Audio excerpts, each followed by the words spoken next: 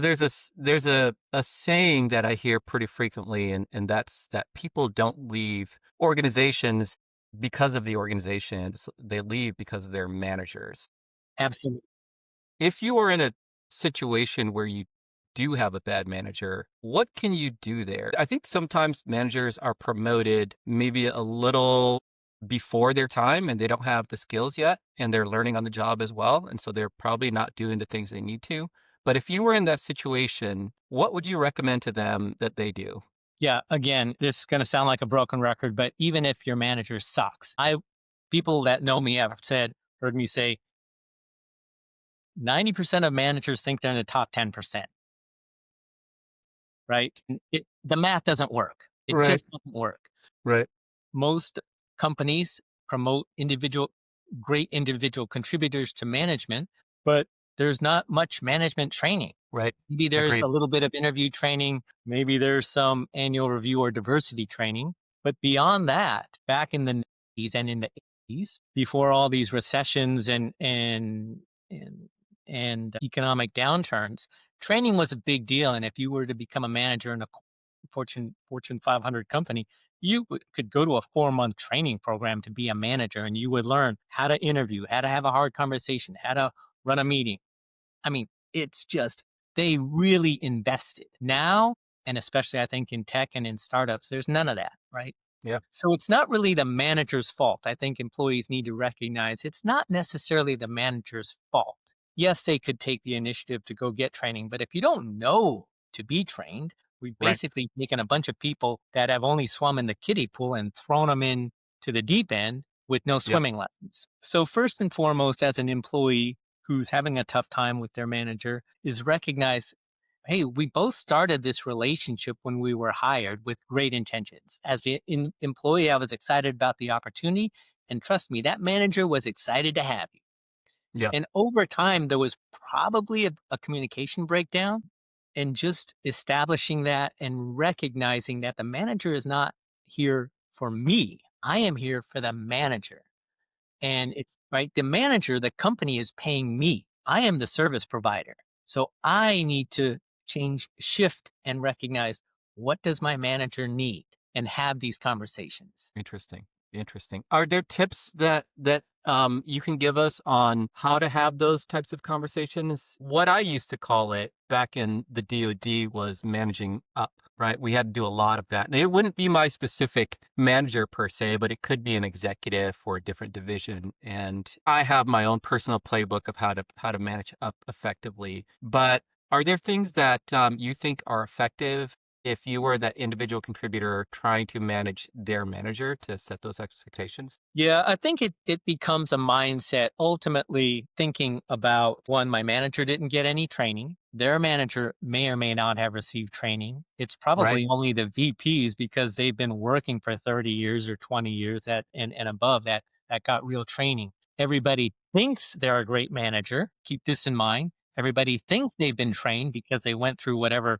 3 or 4 classes their company offers. So with that in mind, you got to kind of feed this manager's ego a little bit. Hey, this manager thinks they're a great manager, but they don't know. Today marks the beginning of something new here on the show. We're starting a series of conversations with people who've spent their careers inside the systems that shape our professional lives. Experts, or as my guest would say, at least seasoned professionals who can help us see the working world from the inside out.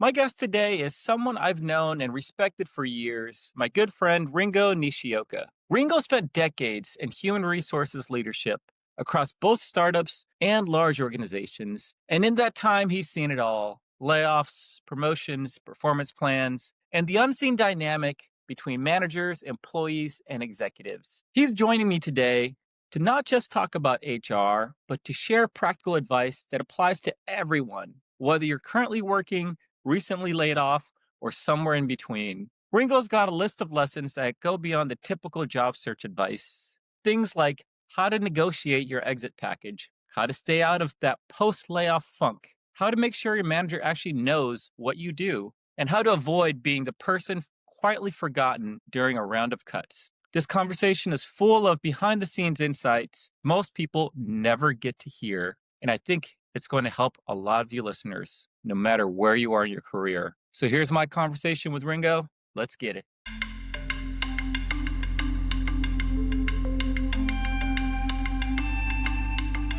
Welcome to Life Between Titles. I'm your host, Savan, and today I've got my good friend Ringo. Ringo, you are the first guest in a new series of shows that we're going to roll out here, where we connect experts, or at least seasoned professionals.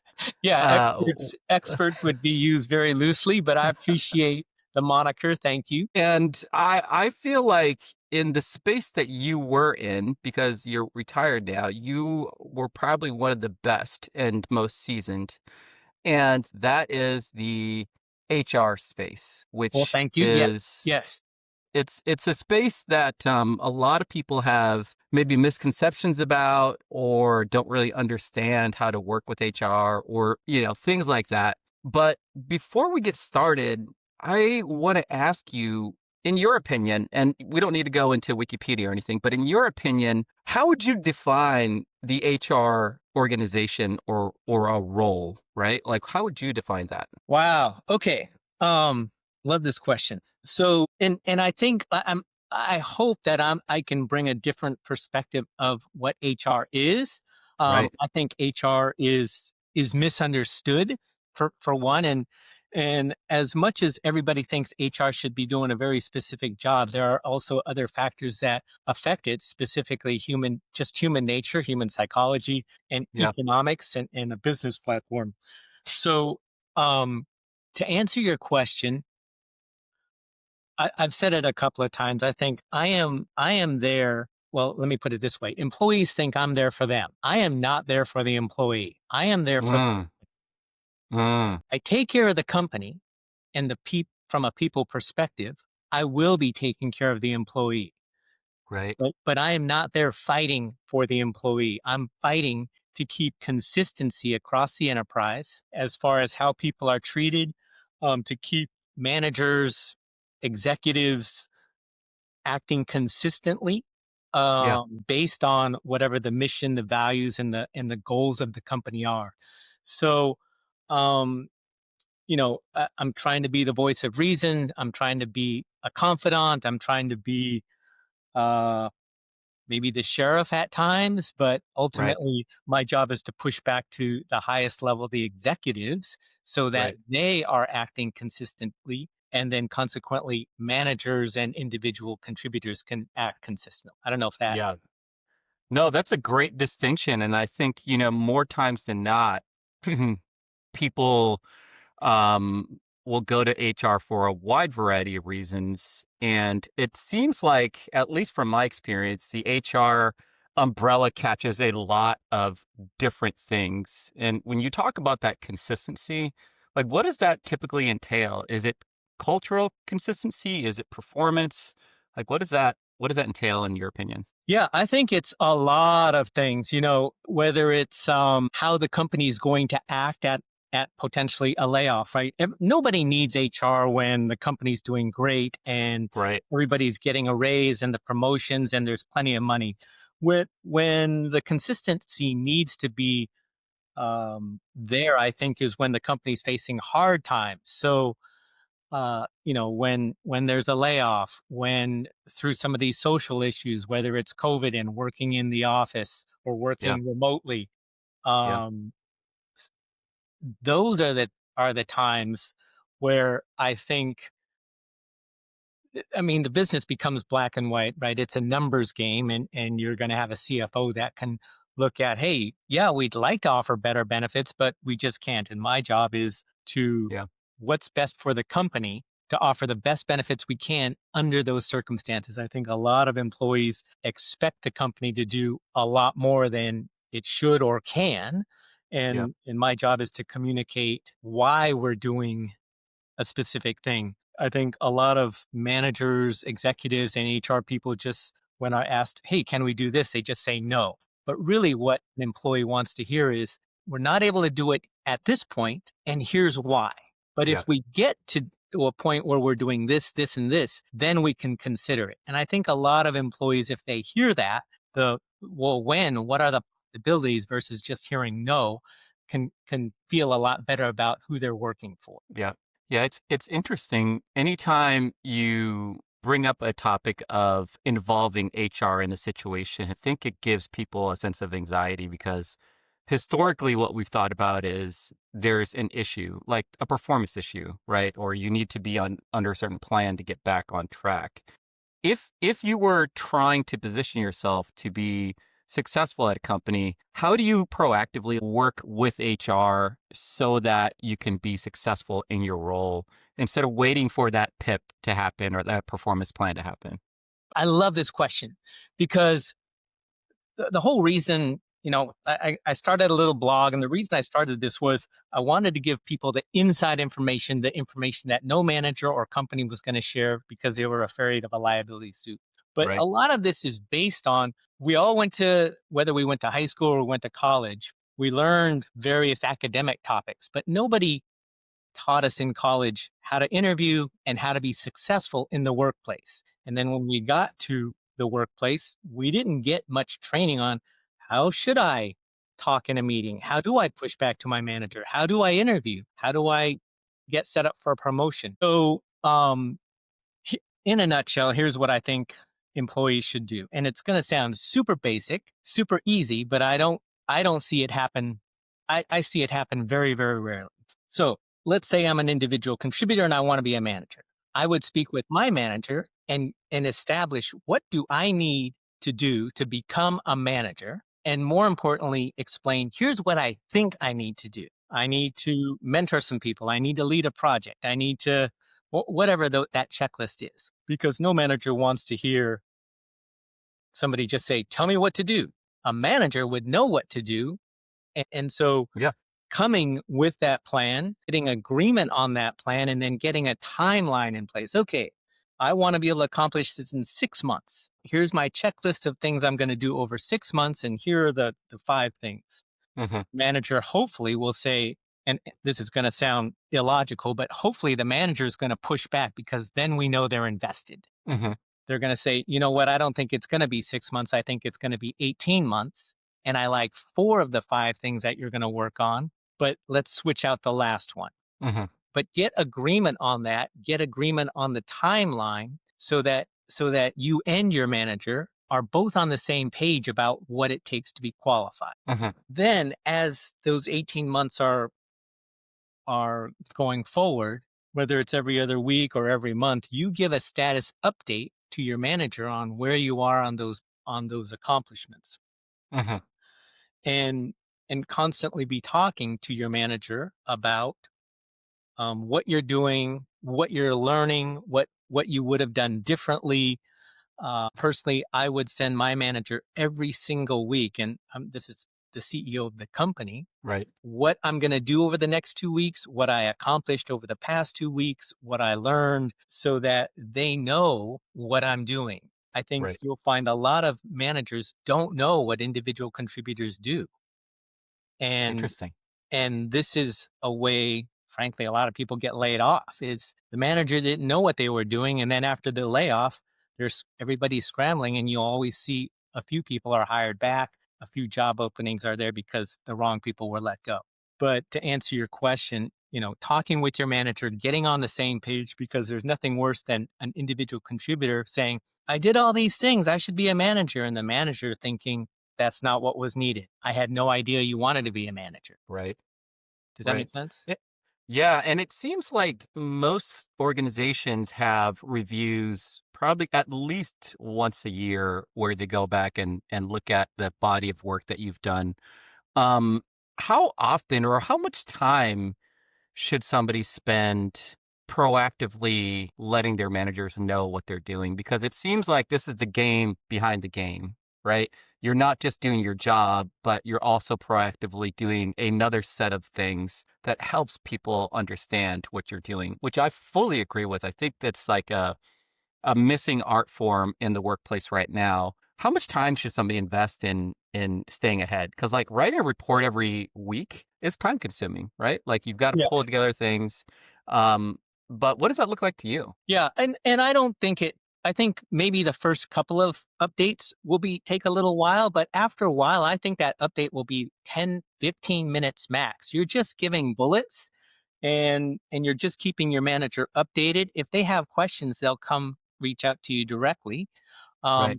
But I think, 15, 20 minutes a week, I, I don't think I don't think that's too much to ask because at the end of the day, this is not my manager's career. This is my career. And if I want my career to go forward, I have to take control of it. We Right. need to remember our manager has 8, 10, 15 people Yep. and their own career they need to worry about. Yep. And if we don't keep our career front facing and forward in front of the manager, who will? Yep. But it's not our manager's job to get us promoted. It's our job to be qualified and give our manager the ammunition, the bullet points, the sound bites that so that they can give their executive, their director, their manager, keep them updated on my progress. Because at the end of the day, it's not going to be my manager's decision on whether I get the new opportunity, the big client, a raise, whatever it might be. It's probably going to be the person that the manager reports to is also going to have a big say. And Right. ultimately, what I want to do as an individual contributor is give my manager the ammunition to go to bat for me. Right. So Right. that I think is the big missing piece that most managers and employees miss out on. That relationship and that dialogue. Yeah, that sounds great. And I definitely agree with you. I think that that piece is missing right now in the workplace because as a manager in previous roles, employees that I thought were the best performing were the ones that I really didn't have to worry too much about. I knew exactly what they were doing. I didn't have to spend too much time with them in one-on-ones. They executed and delivered consistently all the time. I want to talk a little bit about maybe some of the employees, or it might be you, where you're struggling like in a workplace and you're having a hard time hitting some of these goals, or you're maybe under a performance improvement plan, which in many ways, like when you get that sort of delivered to you by HR and your manager, it's a blow, right? It's very demoralizing. How do you rebound from something like that? Good question. Okay, so I think a lot of people, a lot of employees get on a performance improvement plan because they didn't know what they needed to do to be successful. This is going to sound horrible to the managers out there, but I don't think a lot of managers want to have those hard conversations. Nobody, Right. it's human nature. It's not, Yeah, I didn't. whether it's their job, they should be doing it. A lot of employees don't know what success looks like. We're going back to that original conversation. And if you know what your job is, what success looks like in your manager's eyes, not in what our eyes, like our manager is our lifeline. Um, so, so, before if I'm on a PIP performance improvement plan, I want to take a deep breath, relax for just a minute. It's not the end of the world. You can get off of these things. Um, and a lot of people, I think most of us only hear about the people who were on a PIP and were exited because there was a visible sign somebody left the building. But there are a lot of people, if you go to your HR department and say, hey, how many we don't hear about the people who were on a PIP and successfully got off of it because they don't leave. Right. But really, what I would do is I would sit down with my manager and say, okay, what specifically do you want me to do? And again, I need to, as the employee on the PIP, I need to provide. Here's what I think I need. Get it in writing. This is what I'm going to accomplish by this specific time. Whether it's going to be, I'm going to hit a ENPS score of this. I'm going to have 80% success rate on my calls. I'm going to answer X amount of calls. I'm going to complete this project. Um, Getting those specifics and checking them off can go a long way. I once worked with a GC and he was an indiv- he he was a type A personality guy, and I would not have thought he was detail oriented, but I see all the reviews. Um, he put a project plan together for his annual bonus, and that thing must have been 8 pages long and super detailed, Wow. right?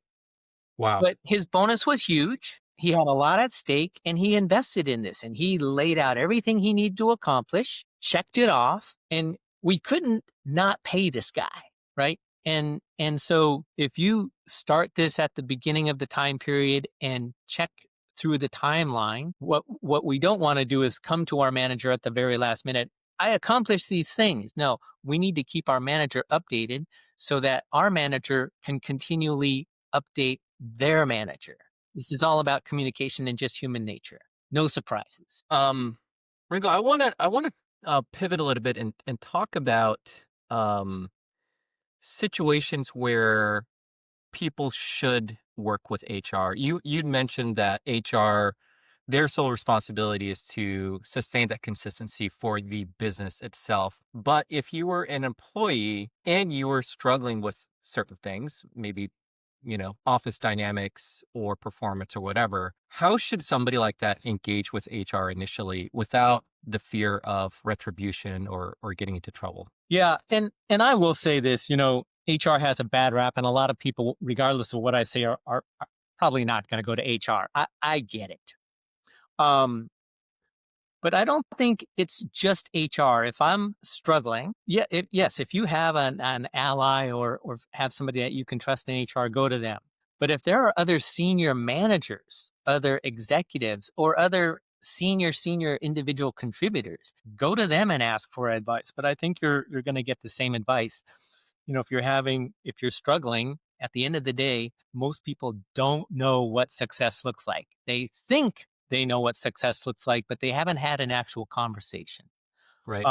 And really what you want is, oftentimes I think what people want is, what are my first three opening lines to my manager? Once they get past those three opening lines, the conversation can flow, but they don't know what to say. And I think just being transparent and honest, hey, manager Johnny, I don't feel like I'm doing that well. I think I'm doing X, Y, and Z well. Here's where I think I can improve. I want to check in. Hmm. Can you give me some feedback? And, Right. and right.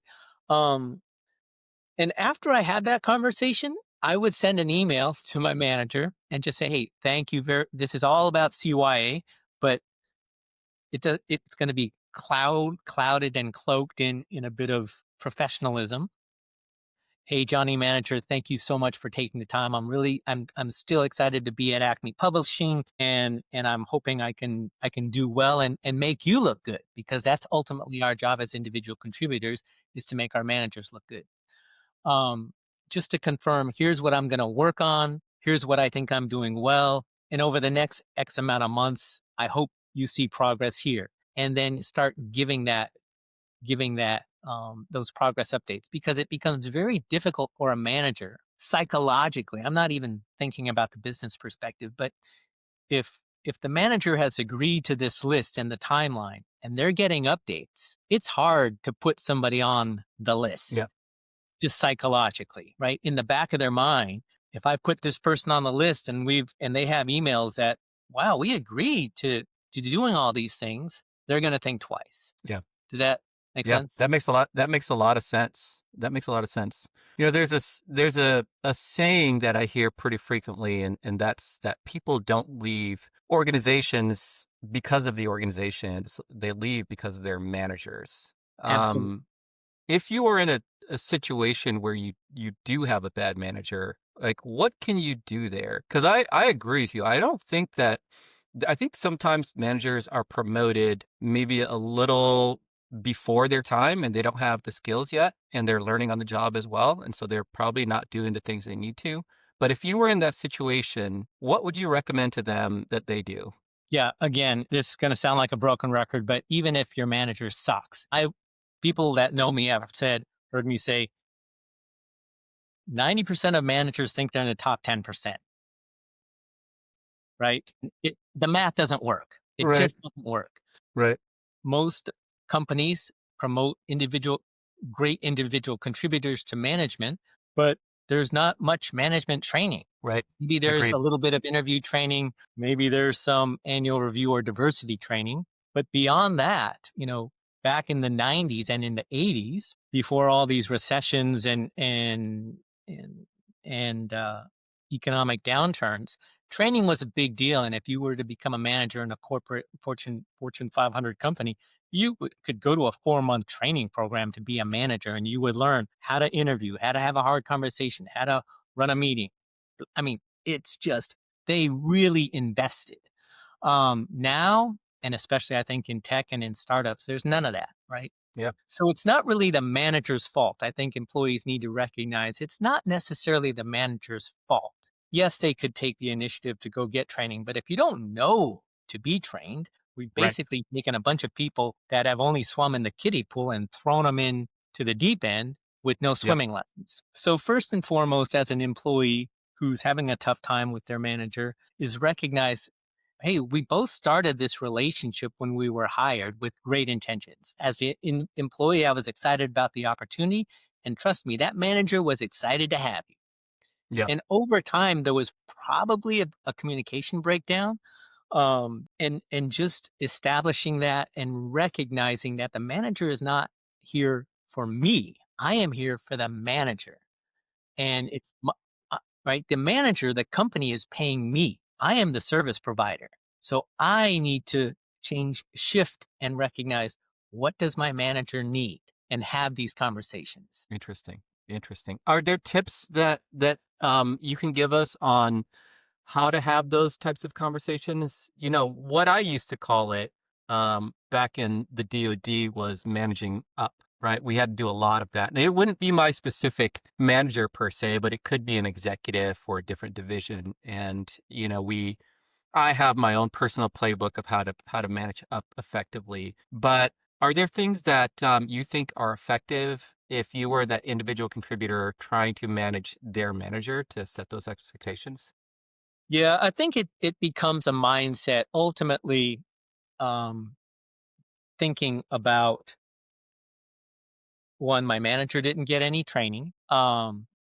Their manager may or may not have received training. It's Right. probably only the VPs, because they've been working for 30 years or 20 years that and above, that got real training. Everybody thinks they're a great manager, right? Keep this in mind. Everybody thinks they've been trained because they went through whatever 3 or 4 classes their company offers. So with that in mind, you got to kind of feed this manager's ego a little bit.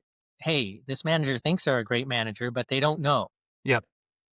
You know, I would, if I'm looking to, let's just make it super easy. Let's say I'm making $50,000. I want to make 55. That's a 10% raise. And in today's economy, a 10% raise is pretty huge, right? Right. I think Right. most companies are not giving raises, or they're giving 2 or 3%. I would go straight to my manager and say, hey, I'm currently making $50,000. I know this is far off, but my goal is to make $60,000.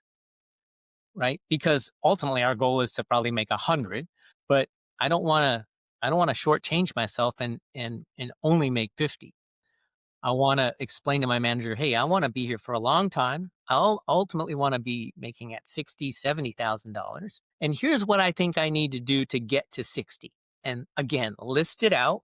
Maybe what you can do is you can go to other job descriptions, and Hmm. you don't have to even go to your company's job description. You can go to LinkedIn job boards, because now a lot of the jobs show the salaries, and pull some of those bullet points. At a $60,000 person can do this, this, and this. A $70,000 person can do this, this, and this. And list those for your manager. Because, if you're looking for a raise, a 10% raise, your manager needs to go to their exec. Hey, Johnny wants a 10% raise. That first immediate reaction is going to be, what? Don't they know all these companies are laying people off? But if your manager, it's a very different dynamic if your manager goes to the exec and says, hey, Johnny just came to me very diplomatically. They had a plan. And over the next 18 months, they want to get to $60,000. Hmm. Here's the plan. Now it's a very different mindset of human nature. Both your manager and your exec can start budgeting for this, months before. Right. That's And great. and it's because a lot of people come to their manager, come to HR, hey, I'm making 50, annual reviews are in 2 weeks, and I want a 10% raise. Right. Well, the budget's That's not already going to been happen. set. Right? Yep. It's not, you said it. It's not going to happen. Yep. Yep. Right? That's the last and worst time to ask for a raise or opportunity. We need to set the stage. Yeah. So I love this. I love this no bullshit behind the scenes look at HR because you're right. Nobody really talks about these things, and I think it's so powerful in the knowledge that you're dropping on us, Ringo. I want to circle back a little bit to what you were talking about with HR and manager training, and I agree with you. I don't think startups and tech companies invest enough in it, especially as they're growing fast. You're just thinking about growing, you're thinking about, the competition, you're thinking about all these things.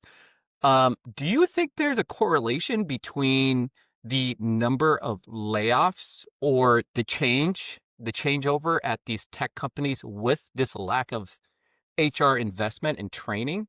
Because I look at that, I just think if they had the skill sets and they were training their people, maybe they could be proactive, a little bit more proactive about these layoffs that happen so often, or it seems like it happens so often. What are your thoughts? yeah, I'm no economist, and I'm Yeah, me neither. but We're I'm just two guys talking. yeah, two guys talk.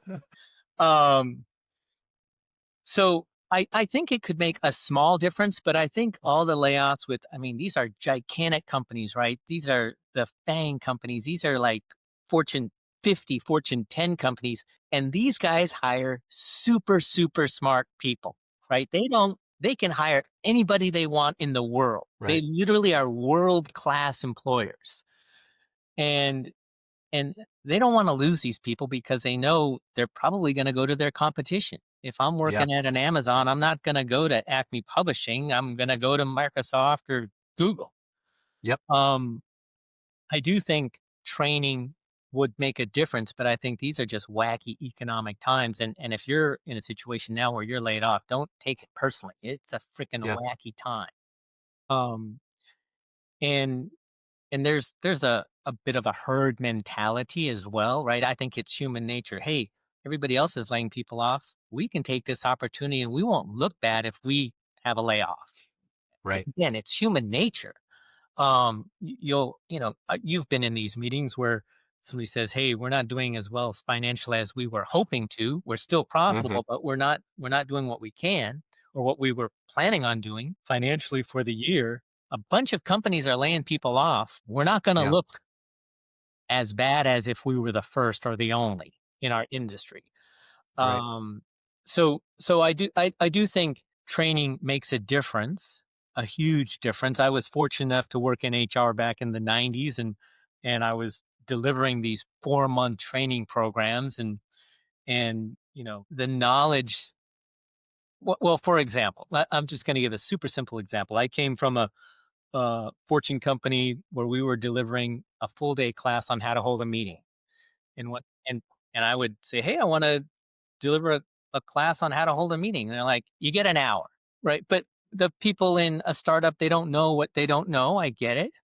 But a meeting is not just about having an agenda starting on time. It's also about, hey, I've got 5 people that consistently never talk. How can I get those guys engaged? I have 3 people who are always talking, always putting people ideas down. How, as a facilitator, can I get those people to shut the frick up? Right. Yeah. Yeah. Um, so there's, how can I use visual aids? How should I use PowerPoint?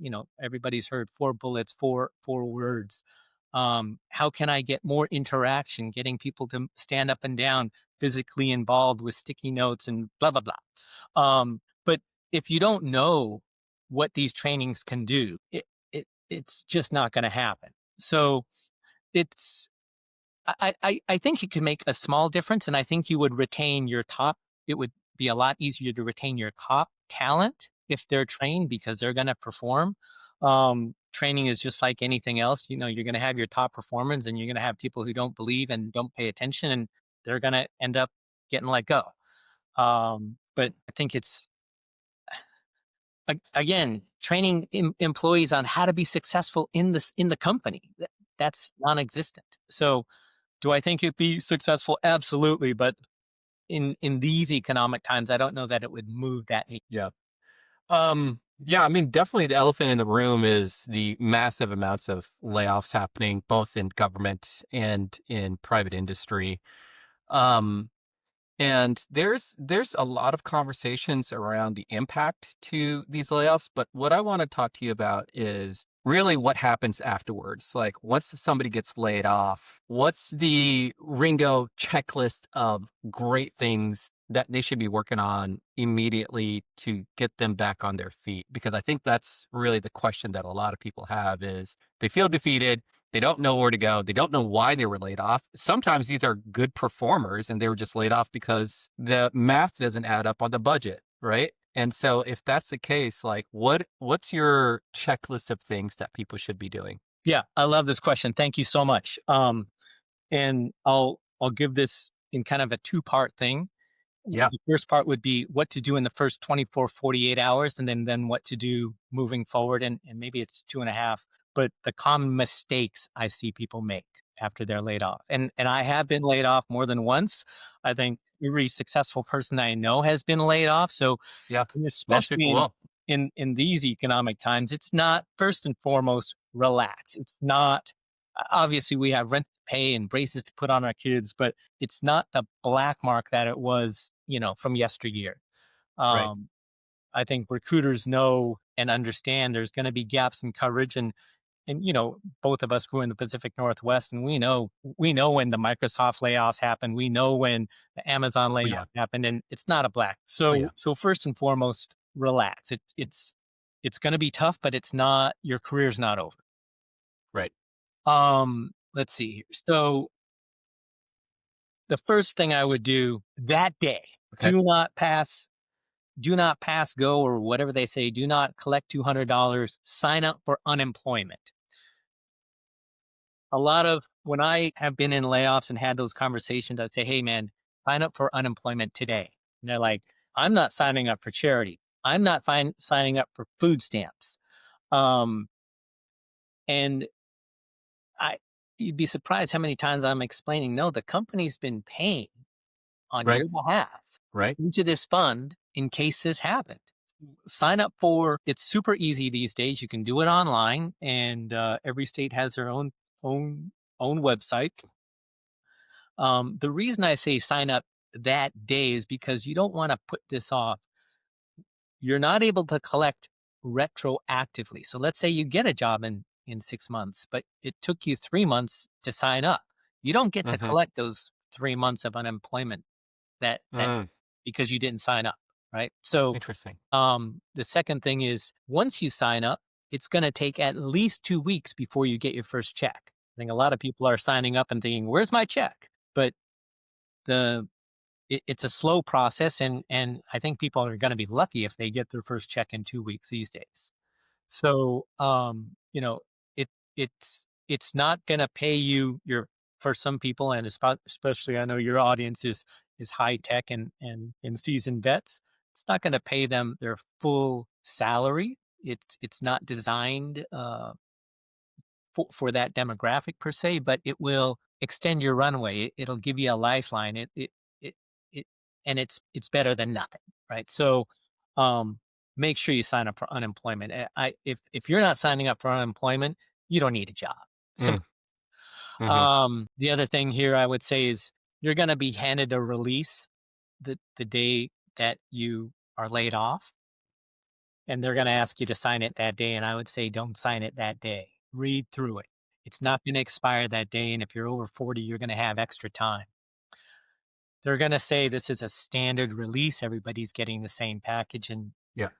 Is forgive that the case? all the HR people are gonna hate me right now, but no, they're all the packages are not the same, and I would say Interesting. the people who ask nicely often will get. If you don't ask, Interesting. you don't get, and there are demographics I don't I'm just gonna say this because I want these demographics to speak up. Mm-hmm. Minorities, women, they often will just sign.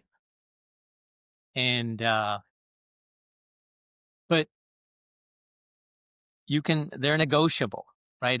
It's a document, like all documents, they're negotiable. So first and foremost, figure out what is important to me. Do I need Mm-hmm. cash? Do I need benefits? Maybe you don't need benefits because your significant other works and you can hop on their plan. Um, do I need my laptop? Is the company laptop my personal laptop? right? So kind of figure out what's important to you. And then just ask nicely. If you don't ask, maybe they will say no. But I think you'd be surprised if, well, let me put it this way. Oftentimes people are angry, rightfully so, that they were laid off and they take it out on the HR person, which this is the job I signed up for. I get it. But I don't want to negotiate with that person. It's again, it's human nature, right? If I think it's going to be a long, drawn out, ugly, I'm going to get my ass kicked every single day by them and their significant other, it's just easier. It's human nature. It's not right. It's just human nature. It's easier for the HR person to just say, "Hey, sorry, everybody's getting the same package." Yeah. But Savan, I've known you. I mean, you interviewed with us and you Yep. freaking brought a bottle. Like, holy mackerel, right? So there are different approaches to this, right? And if you just come up and say, "Hey, I appreciate everything you've done for me, manager. You gave me this opportunity. I've had a good time here. I've learned a lot. I'm going to be able to take what I learned to the next opportunity." Um, I'll be honest with you, the company laptop is my only laptop. And it would really be helpful if I could have or purchase this laptop from the company. Now, the company, they're laying people off. They don't need this used laptop. Yeah. You'd be Agreed. surprised how many times they'll throw that in. Okay. Yeah. Monitor, laptop, all those Exactly. things. Maybe, Yep. maybe Savan, you come from, high end government and they might have to, they're going to wipe that machine and they might be a little more critical about it. But I Yeah. think The government's a lot more stingy about things. Yeah, but I think for the most part, people want to help, and especially in a layoff, like, I feel guilty as frick when I'm going through these things, and I wanna do everything I absolutely can to help, as do any HR or manager. Nobody wants to see this happen. Asking 2 extra months of Cobra would really help me out. Cobra is cheap, relatively speaking, right? If you especially if you have and it can be a very meaningful impact, especially if you have kids or family, et cetera, et cetera. So, Yeah.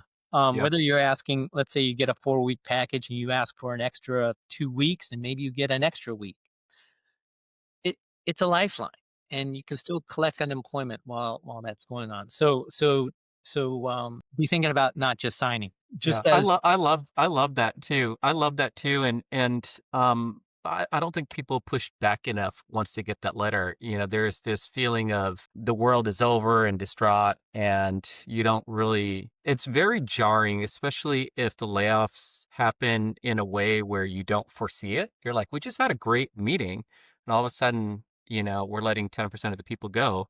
And it's hard to get your bearings. How long can you typically take? Because I've heard that you could get an attorney to help you look at the letter sometimes. But how much can somebody expect to get if they're pushing back? Like, is there a general sense of what that looks like? Because I would imagine if you ask for, say, 2 years of severance, that's probably not going to happen, right? But like something reasonable, how reasonable should people be looking at these asks from the businesses, especially if they're big companies like a Microsoft or an Amazon, where it feels very much more structured, right? Like it's a machine that's working. What can they expect and how much should they push back for? Yeah. So, I will answer that question, but let me just say this. Companies have been paying us every 2 weeks for the service rendered. They really don't, this sounds horrible, but a company doesn't need to give severance. It's not a Hmm. requirement by law. Does Right. it look good? Does it reflect well on the company? Absolutely not. But the company is not your family anymore. It, Right. those days are gone. And so to expect, oftentimes, especially the people that have worked for 20 years for a single company will come to me, what happened to 1 week or 2 weeks for every year worked? You guys owe me 40 weeks. I've worked here for 20 years. Like, Yeah. that's a Right. year's salary. We're doing this because we're laying people off because we don't have the money. So I think, this is just a starting baseline. But 1 week for every year worked is a is a starting point.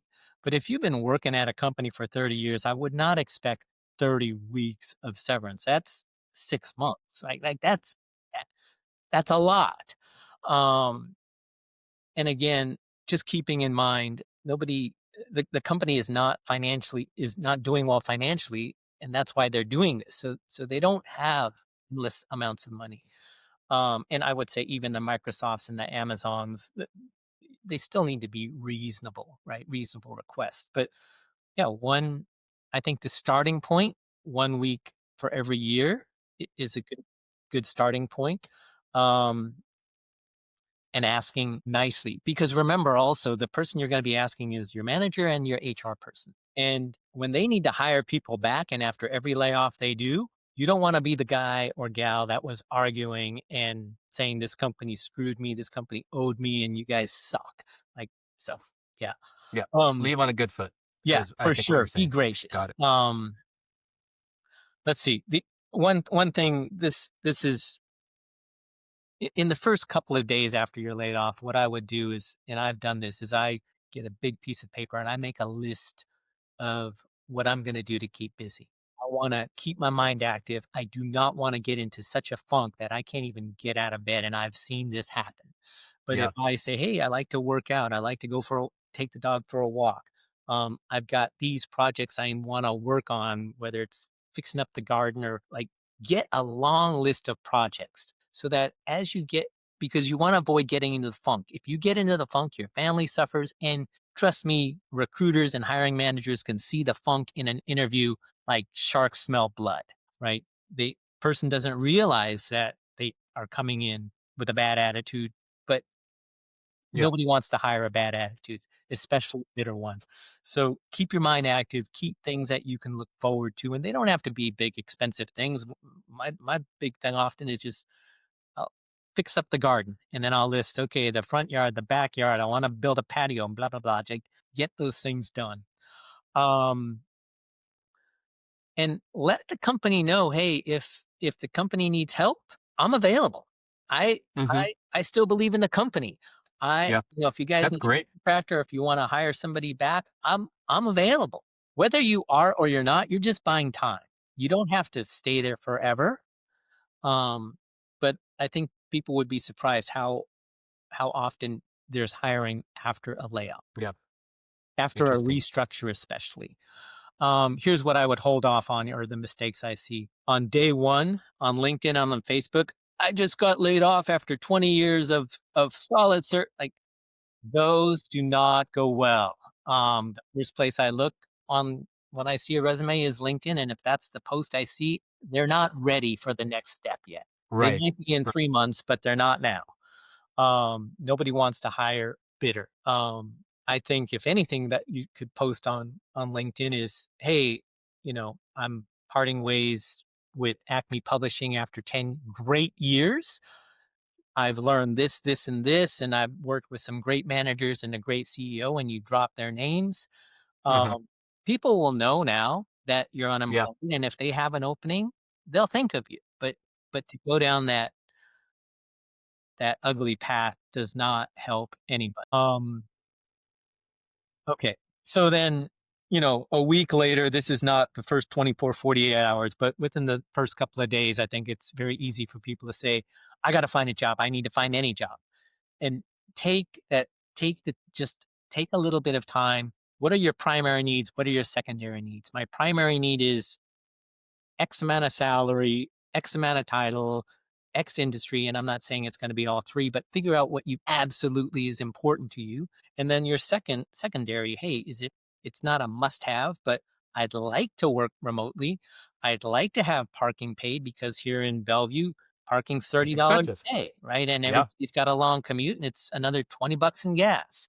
So, but nobody's going to deny like, not take a job because of those secondary things, but have those written out while it's fresh in your mind versus when some people oftentimes it's harder to make these kind of rational decisions 3 months into the process. Right.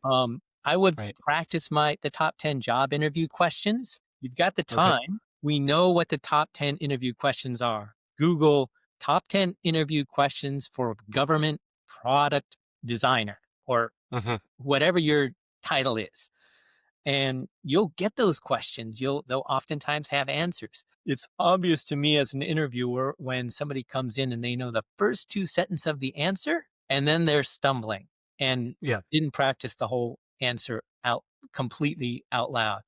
Um, uh, those are the things that come immediately to mind. But be How nice. how Be nice to the manager, CEO, and the HR department. Go ahead. how much time do you think people should be spending looking for that next job? In my previous interview with Katie Spector, she'd mentioned something that resonated with me, and she said that it's not natural for somebody to get declined or ghosted as consistently as when you're looking for a job for, let's just say, a couple months, and you're just constantly getting no's, or you're constantly getting to this state of this negative mentality. And knowing that that's the case, like what's a good balance of looking for work and actively practicing the interview questions? Because you can't do it every day. Right. You're going to burn out Yep. versus, working on your hobby or being with your family. Like, what does that typically look like? Yeah, for sure. I think it's very easy for people to say, okay, I'm going to go home and I'm going to work on my resume and then blah, blah, blah, blah, blah, blah. And they're for the first 3 or 4 days, they're going 3, 4, 5, 6 hours a day. And I would Right. say, don't do that. This is a journey. It's a process. If you've been working for the past 2, 3, 4 years, you haven't thought about this looking for a job or assembling a resume in X amount of years, and it's not going to come overnight. So, it's maybe you put in an hour a day on resumes. Maybe you put in, a little bit of time, couple of times a week looking for jobs. Where I would put my focus, my energy though, is networking. I would, Mm, the people in your network and in your significant others network who they don't have to be in your industry, but who right. know people. So I'll often say, "Hey, is your significant other helping you?" "Oh no, she's a teacher. She doesn't know what I do. I'm in tech." Like, but she knows people. She knows parents, the parents of her students. Um, if you have a real estate person, they know a ton of people, right? If you have a even a dentist that you have a better than every 6 months. That's all I like. These people know a lot of people, but letting them know, hey, sp- letting them know, um, hey, I was recently laid off. I had a great time at this company. I appreciated my like saying good things and then saying, but if you hear of anything, well, I'm going to do this in two parts. If you hear of any openings in this industry with this title, I'd appreciate a heads up. Just saying I need a job is nobody, no, I couldn't help you if you just said I need a job. Right. I need something a little more specific where I'll be apt to become engaged.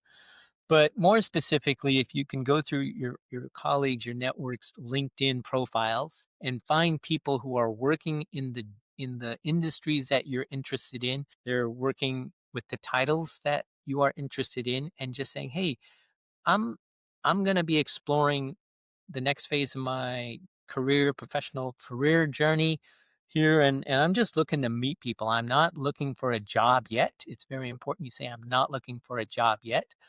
Mhm. Could you I see you're connected to John Doe on LinkedIn. Could you make an introduction? I just want to pick their brain for 30 minutes and say specifically, I'll buy the coffee. Right. You want to make it as easy as possible.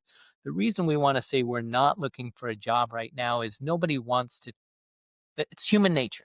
Yes, I want to help, but nobody wants to talk to somebody whose only focus is, "You gotta get me a job." Right. But Right.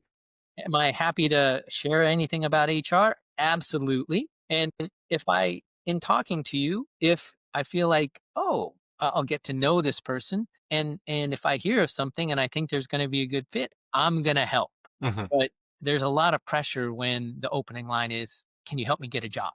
Like, Right. Right. nobody It wants feels that very transactional mercenary. versus an actual conversation. Yeah. Um, And that's where I would spend my time. As you know, executives don't answer LinkedIn postings. no, They're they're they going honestly through not. their networks, right? Yep.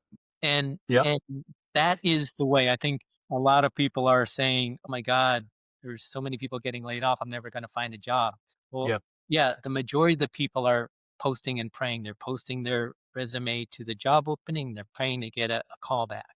But Right. if you can network and get an introduction, that that percentage of meetings and conversations will go up dramatically. I'm sure as you know. Yeah. No, for sure. Um, Ringo, how real is this hidden job market that people keep talking about? Right.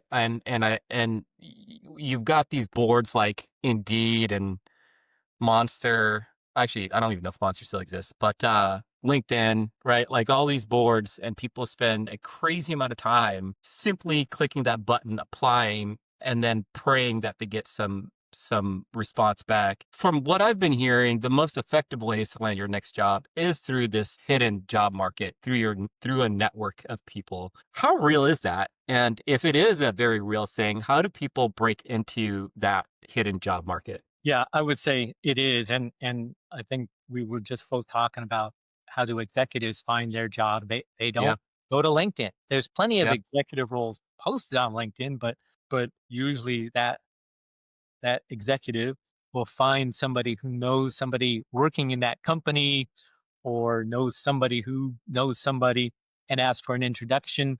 They'll say, "Hey, I saw that there was an opening. I just want to learn more about the company. Not I want to Right. apply. Right. Looking for a great next opportunity, and these are the things that are important to me. Can I just pick your brain for 30 minutes?" Right. I don't think people are going to say no. I don't want to talk to you for 30 minutes to learn about my company. Right. Nobody's going to say that to a customer, and every candidate is a potential customer.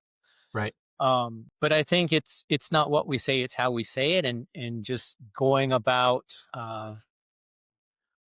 this is not a transactional thing. This is, hey, I want to get to know you. I want to get caught up, and I would really like to learn about the company, or I saw that this new product came out, or this new service came out, or like that. It's not. I think a lot of people have conversations and interviews. They go into that one conversation or go into that one interview, and they're thinking, I'm going to get a job offer at the end of this conversation. Right. That networking is, the first step to hopefully getting a conversation with the hiring manager or a job recruiter. And then still have 6 or 7 interviews after that. So playing this as a long game, not treating every single one of these conversations as I'm going to get a job offer. Hmm. It's not going to happen. But the hidden job market, absolutely. And I would say how many of us got our first job at a high school while we were in high school or in college through a friend who was working at a restaurant or who had a newspaper route. That's how I Absolutely. got my first job. And how have you and I gotten our last job as Yeah. executives Yeah. through that network? And I think there's a lot of folks in that middle ground who just are used to well, I got to answer the ad. I will say this. A few years back, I was talking to an individual contributor right out of school, and I said, "Hey, look at Craigslist." And the Hmm. father heard me say, "Look at Craigslist," and said, "You're not my son is not looking for a job on Craigslist," because he thought it was right. And I said, "Well, let me explain it to you this way. If I want to post a job on LinkedIn, it's $400. If I want to Yep. post a job on Indeed, it's $400. I want to post a job on Craigslist. I think at the time it was 35 bucks, Yeah. right? Yeah. So uh, obviously, I don't think a job person with 10 years of a master's degree is going to find their role on Craigslist. But Yeah. like, if I'm spending $800 to $1,200 on job postings, what's another 35, right? And that I would also consider the hidden job market. Right. Um, I so mean, that's actually how I got my first job at Redfin. Was the founder David? This is before he did Redfin. He had posted a job for just a designer, and I was just coming off of my internship at Microsoft, and I replied back to him, and we've been friends clearly ever since. But yeah, Craigslist, it's a gem. yeah, Absolutely. and I think don't think about whether the site has a good reputation or maybe I don't know, a specific site isn't necessarily known for having postings on program managers or whatnot. What do you have to lose? It doesn't cost anything to look. It doesn't cost anything to update your resume and tailor it to the job description and Right. send it in. So, Right. but yeah, the networking thing, I just could not. When I was looking for a job, I literally let my close friends know, hey, if you get me the intro that lands me the job, I'll buy you a bottle of Dom. Yeah. I wish I got you the job. Right? It's $150 at Costco, but everyone's what, a bottle of Dom? Yeah. Something memorable, right? Or maybe it's Right. I'm being racist here, but my like blue walkie. Right. Oh, the blue? Blue Yeah, label, yeah. yeah, blue I label. don't Oh, know. I love the blue label. I Yeah. love the blue Yeah, label. so right, and what do I care? $200 if they land me a job, like, Yep. and you got us the bottle of Jaeger after you declined us. You freaking Yep. and I don't want people to think, Yeah. one was I cheap with love it. Jaeger. The Jaeger was key to the culture of the company that we were currently working. So, um, those are That's hilarious. memorable things, and the person that got you this job is probably gonna help you find the next job. So, Agreed. yeah, for Agreed. sure. It talk to people and please don't think I'm in tech and my significant other's in a completely different industry and they don't know people. They know Yeah. people. Oh, for sure. I want to ask you something that's been bouncing around in my head for a while, and I've gotten mixed feedback on this. But the thing that I've been thinking about a lot recently is who would be the more effective use of time if you were looking at a company and there was an opening at the company.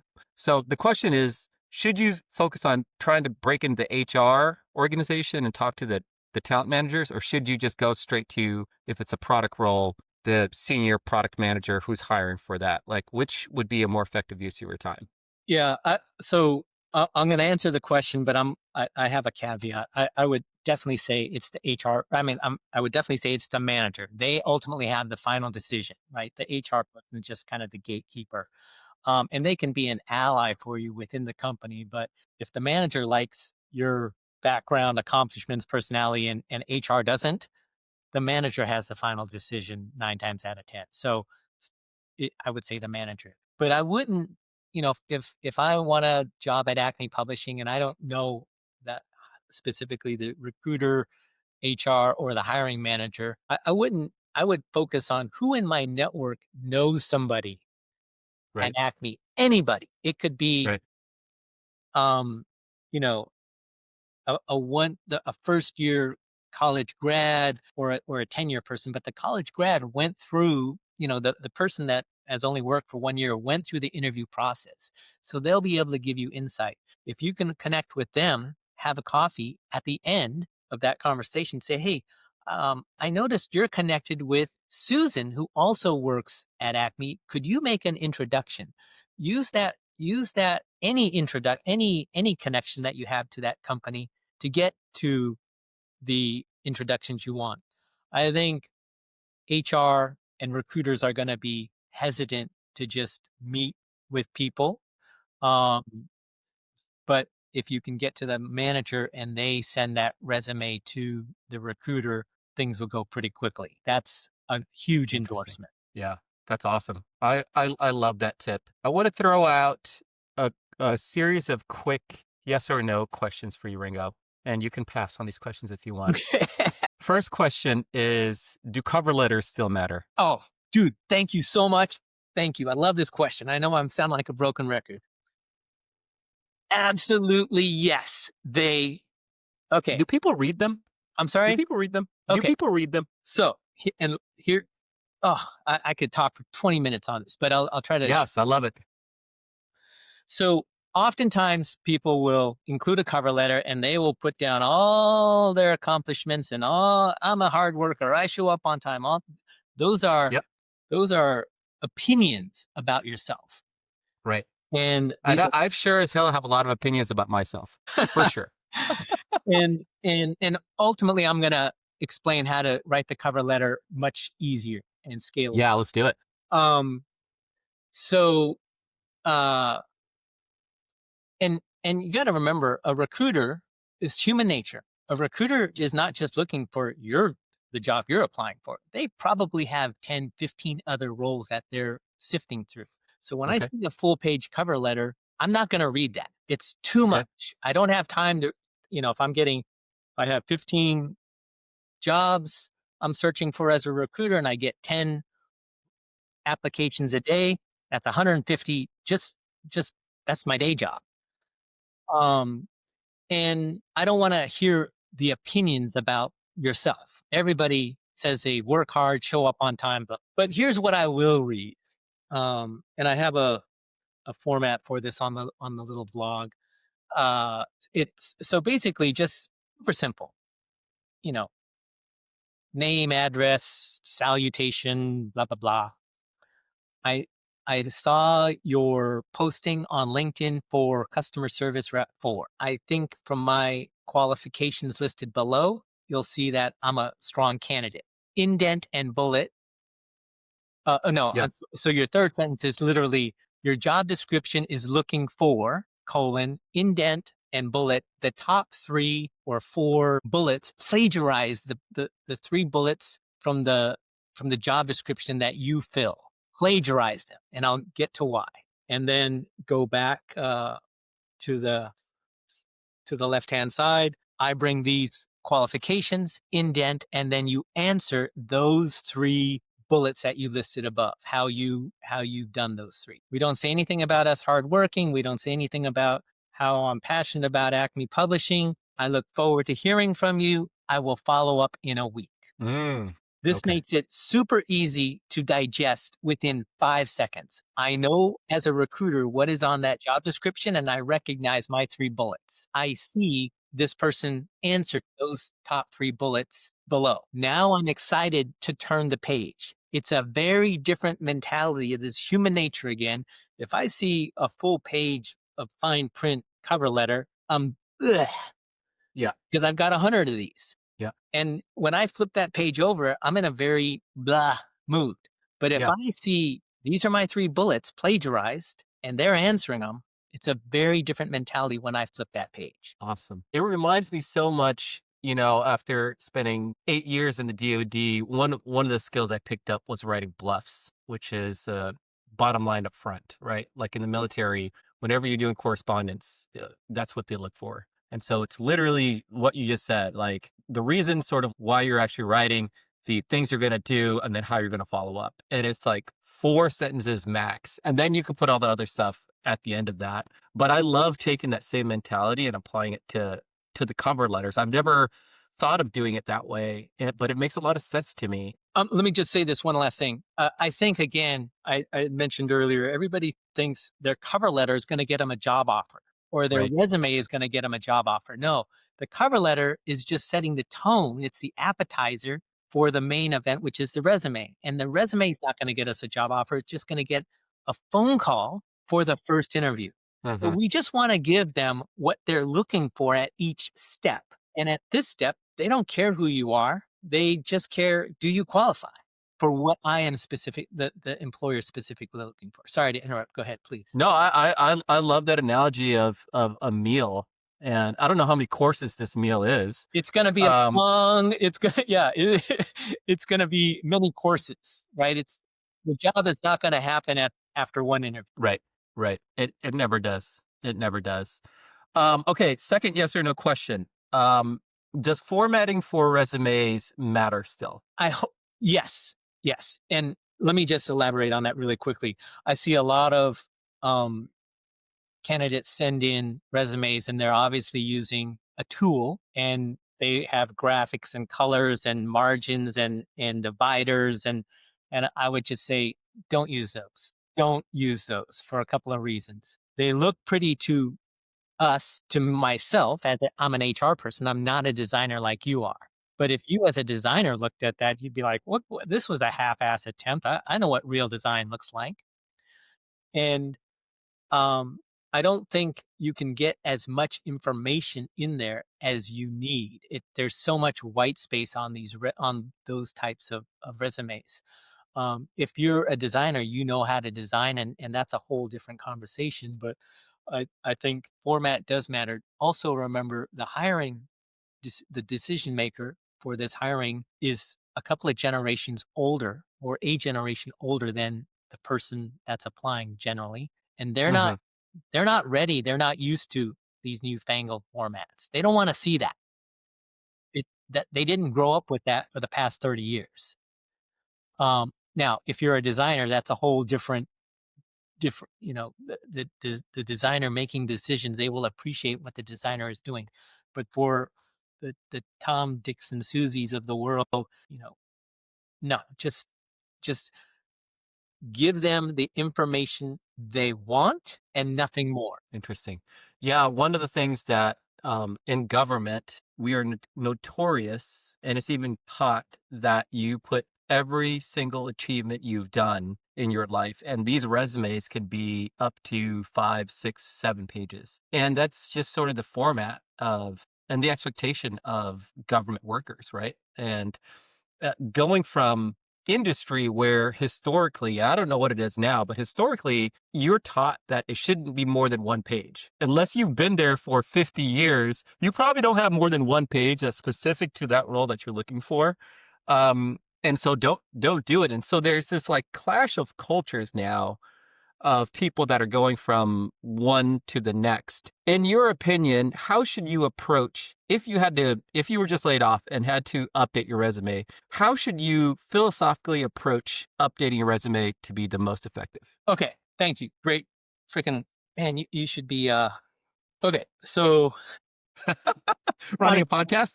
I have so much to say, I don't even know where to start. Okay, let me address the one-page resume first. Yes.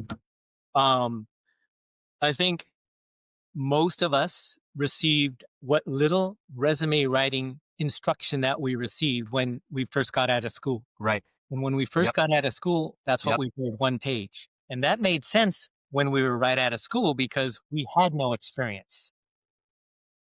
We don't have any more than one page, so keep it to one page. And Mhm. that's the only real resume writing experience most people have heard. Yeah. But let's say, I know you're executive level, you've been working for 20, 30 years. I'm not hiring you for what you did in the first 5, 10, even 15 years of your career. I'm hiring Mhm. you for what you've done in the last 8 at your last job, maybe a little bit before that. So the way I like to show on a resume career progression that I as a candidate have been growing, and this is almost a subconscious, unconscious thing, is the first job out of school, I might only have 1 or 2 bullets. The next job, 5 years into it, I might have 2 or 3 bullets. Mhm. But my most recent job, I'm going to have the most bullets and the most detail because ultimately that's what I'm going to be hired for. And so Mhm. what this can do is it can show progression. The example I use for one page is, and this is for people with experience, is if Leonardo da Vinci or Bill Gates were to give me their resume, well, maybe Bill Gates isn't the right example because he just needs a business card that says Bill Gates. Yeah, right. But if Yeah. Leonardo da Vinci were to give me his resume, it's going to be 10 pages long and it's going to be interesting and fascinating. But Mm. the vast majority of us, my career, the first 10 years of my career is probably not going to be that interesting to a CEO who's looking for an executive. So I think it's industry, you want to follow the norms of your industry, but I think you can cut back and quit resume fatigue by not minimizing, but by limiting the number of bullets you put early in your career.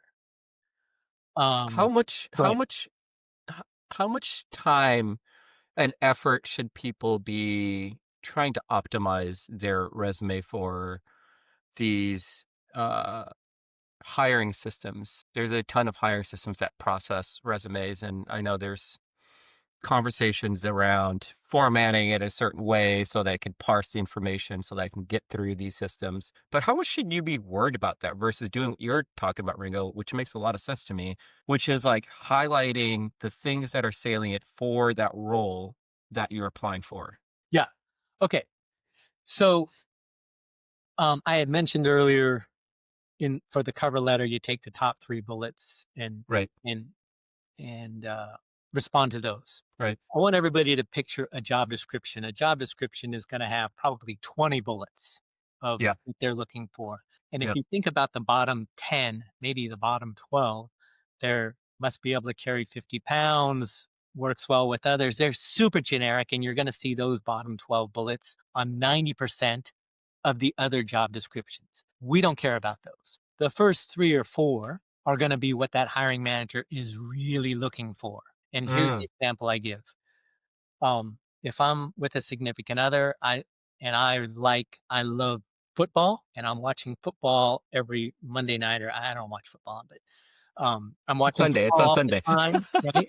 And my Yes. significant other's complaining to me like, "You always watch football. You don't ever spend any time with me. You spend more time with your fantasy football and your football buddies than you do with me." Yeah. The next significant other is going to be freaking somebody who already is wearing football jerseys to bed, right? Like Yeah. their Yeah. pajamas, right? Yeah. So never was missing from the last candidate or the last person filling that job is usually in the first 3 or 4. Interesting. I never thought about that, but that makes a lot of sense. It's human nature, right? When you are looking for somebody to fill a role, the recruiter says, "What are you looking for? What are the top 3 things you're looking for?" Right. Those they might be worded a little differently, but that's what they're looking for.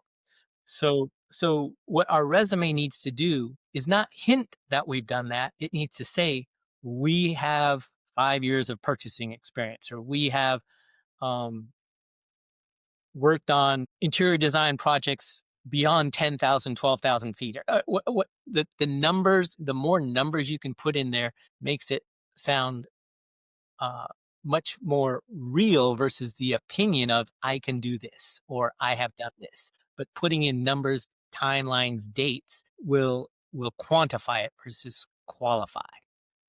But but so to answer your question, I recommend to the people I work with every single time you turn in a resume, you update it to mimic that job description. When you hear of people saying, I turned in 300 resumes and I didn't hear a thing, well, it's because we were hoping that our one resume matched what that what that employer was looking for. And the odds are just astronomical. Yeah. If we go in and Interesting. update it, we would be qualified. Last yes or no question, and that's a great segue to this one. But should people use AI services like Sonara, which scouts for you upload your resume and it scouts for job openings and it applies for it automatically? And it saves you supposedly a bunch of time because it's doing that matching and the application, on the back end. Should people use those types of services? So kind of along the lines, yes, it's a great segue. I think those services are looking for keywords and titles, but unless our resume bullet points, the accomplishments on our resume are exactly fitting or very, very close to fitting what that job description is looking for, you're just, it's the same thing. You're turning in we really need to customize and tailor that resume to the job description. I mean, think of when you talk to a matchmaker, they ask you 100 questions. Well, what are you looking for from race, height, sports, Yep. interests, blah, blah, blah. And they're Yep. trying to match. They're prioritizing and trying to make a match. Um, they're not going off, yes, at some level, they're going off of keywords, but the final match is going to be very specific. Ringo, we've only got a few more minutes, but I want to ask you to cap off this awesome conversation. I want to ask you maybe a more personal reflection. You've been in this business for a very, very long time, and you've seen a lot of things. But as you look back at your own career, what's one time that you faced uncertainty and you turned that uncertainty into an advantage for you? Man, standard interview question, and I'm not ready. You've been retired for too long, my friend. You forget a lot in 4 months. I don't know if I'm going to answer this question, but I think whenever I've been uncertain, I've been super, super transparent with the person I'm reporting to. And so there literally was a time when I was working for a fast growing company and I was in the HR group and we were making Inc. 500, whatever, fastest growing company list. Like we were growing fast. And I went to the CEO and I literally said, I think you need to let me go and hire somebody who can keep up, who has this experience, because I don't have this experience. And I don't want to be the the exec who craters this thing. You're on a rocket ship. And he said, and I keep in touch with this guy to this day, and it's kind of framed how this experience framed how I approach life is trying to get the glare out of here. He said, I think you're good. I Mm, think what you need is you need a coach and you need some more bandwidth, but yeah, you can keep up. So yeah, go out and hire a coach. You pick them. And if after 3 or 4 months you feel like, and they feel like, and I feel like you're not keeping up, they'll be your boss. And I thought, wow, that's super gracious, but I didn't think that much of it. yeah, And so, sure enough, I hire a consultant, and 2 months later, they get me caught up. And it turns out I just needed a little bit of help and a little bit of coaching, and then they yeah. leave. But, I don't know, time passes, and I go back and I go back to the CEO and I asked, why did you offer that to me? Like, I gave you the out. You could have just swapped me out for somebody bigger, better, stronger, faster. Right. He said, it's because you came to me is you, I knew you were ready. Right. And I get it, but that's just, I think being transparent and honest is the way I'm going to get the most help. I, There's a certain amount of humility there too, and the as you get more senior in roles and jobs and expectations, every role that you get promoted to are greater and greater in terms of the expectations of output. It's becomes harder to have that humility and to say, raise your hand and say, hey, I need help. Like I don't know if I could do this. Um, how did you prepare yourself for that conversation? Because I would imagine you're probably thinking about it for a while, right? This wasn't like over lunch and you're going there, you're like, I can't fucking do this. Go and hire somebody no, I else. can see the end is coming, and I think it's more I'm afraid of being humiliated because we're going to fail, or the Yeah. HR department's going to fail. Um, but I've always, I think again, this goes back to having a conversation with your manager. Is like, hey, I say, I'm going to get this job done in 3 months and I'm going to keep you updated along the way. And along the way, if after a month and a half or 2 months, I realize, oh, this is going to take a lot longer than 3 months, I'm trying to give them a heads up as early as I possibly can. Hey, this is not going to be a 3 month project. It's going to be 5. Because nobody wants to hear at the end of 3 months, oh, you know what? It's not a 3 month project, it's 5. And so, uh, I think just being able to keep your manager updated and believing and trusting that your manager is good. No manager gets up in the morning and says, "You know what? I can't wait to screw up Seven's day today." Like, Yeah, right. we were Right. hired with excitement. We were hired Right. with hopes of greatness. Literally, your Yep. manager, when they make a hire, they can't freaking wait for you to start. And somewhere along the lines, to your point, we quit our manager, not our jobs. Yeah. Awesome. Well, Ringo, that's the end of our segment, my friend. You have opened the door to the hidden kimono or whatever that phrase is of all these HR things you should do. And I appreciate that. I'm sure the listeners appreciate it as well. Um, and if there's any information that you want the viewers to know, I'll link that in the comments. You mentioned you had a blog. So we'll pop that in there. But if there's anything else that you want them to know, we'll reference that in the comment section. But I appreciate you, man. I appreciate you coming in and telling us all these top secrets, HR top secrets. No, dude, I appreciate you. You've been gracious over what 20 of the last 15, 20 years. We've always kept in touch, and it all Thank started you. when we couldn't, you know, Yeah. we were a small startup and you went to a big company, and but it was immediate. I think we both knew it was, or I hope you got from me, it was immediate. Yeah. Like, I want to hire this guy. Freaking, we got to get this guy in, and then you capped it off by coming in after you had declined us very graciously with a bottle, and I'll just never forget that. Like, that was like that. It was that gesture that's like, I told you this guy was amazing. Like, you should have, like, but you got all this great experience, and we're a small startup and we couldn't afford you, and I totally get it. But I'm glad we finally got to do something together. So thank you for the opportunity. Me too, my friend. Thank you, Ringo. All right, Have a good one. Be safe and be well, my friend. all right, man. Thank you. Thank All you. right. See ya. Bye bye.